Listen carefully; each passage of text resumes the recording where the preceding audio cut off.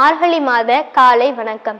இன்றைக்கு 27வது பாசுரத்தையும் அதனுடைய விளக்கத்தையும் நம்ம சிந்திக்க இருக்கிறோம்.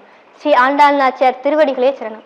இன்றைக்கு கூடார வள்ளி விழான்னு சொல்லி வைஷ்ணவ கோவில்கள்லையும் வைஷ்ணவ வீடுகள்லையும் கொண்டாடுவாங்க. கூடார வள்ளி விழா அப்படின்றது இறைவனுக்கு பூஜையெல்லாம் பண்ணி அக்கார அடிசல்னு சொல்லி நெவேத்தியமா படைச்சு எல்லாருக்கும் பிரசாதமா வழங்குவாங்க.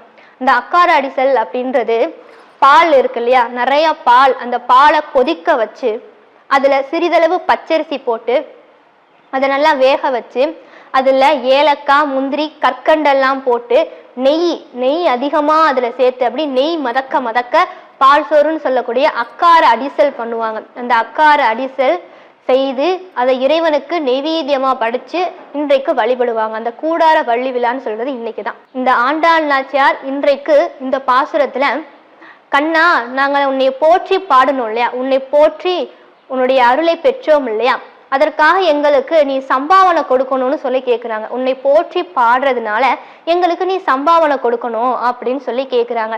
என்னெல்லாம் கேட்குறாங்க அப்படின்றத நம்ம இந்த பாசுரத்துல பார்ப்போம். கூடாரை வெல்லும் சீர்கோவிந்தா உன் தன்னை பாடி பறை கொண்டு யாம் பெரும் சம்மானம் நாடு புகழும் பரிசினால் நன்றாக சூடகமே தோள்வளையே தோடே செவிப்பூவே பாடகமே என்றனைய பல்கலனும் யாம் அணிவோம் ஆடை உடுப்போம் அதன் பின்னே பார்சோறு மூட நெய் பெய்து முழங்கை வழிவார கூடியிருந்து குளிர்ந்தேலோர் எம்பாவாய்.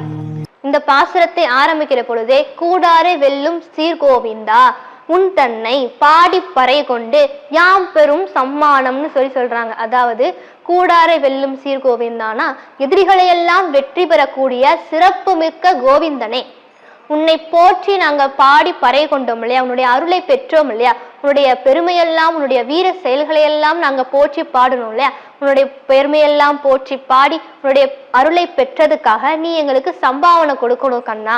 அந்த சம்பாவனை எப்படி இருக்கணும் தெரியுமா, நாடே புகழும்படியாக அந்த சம்பாவனை இருக்கணும் கண்ணா.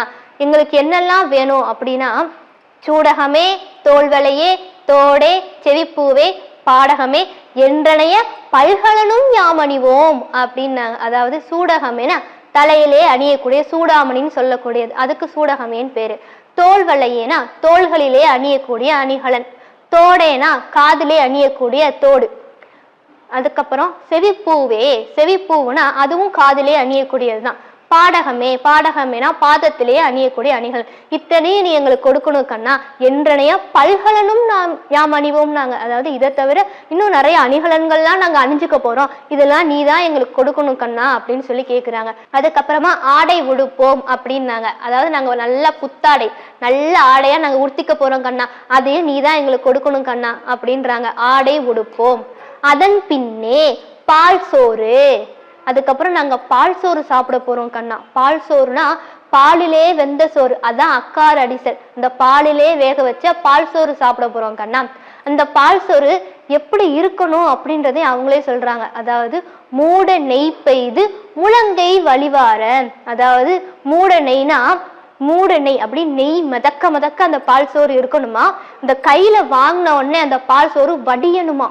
எவ்வளவு தூரம் வடியணும், இதுவரையுமா இல்ல மூட நெய் பெய்து முழங்கை வழிவார. நாங்க பால் சோறு இங்க வாங்கின உடனே அந்த பால் சோறு இந்த முழங்கை வரையும் வலியணும் கண்ணா. அப்படி மூட நெய் பெய்து முழங்கை வழிவார, அந்த முழங்கை வரையும் அந்த நெய் வலியணும் கண்ணா. அப்படி நெய் மதக்க மதக்க நாங்க பால் சோறு சாப்பிட போறோம் கண்ணா, அதே நீ தான் எங்களுக்கு கொடுக்கணும். அப்படி நாங்க நெய் மதக்க மதக்க பால் சோறு சாப்பிட போறோம்.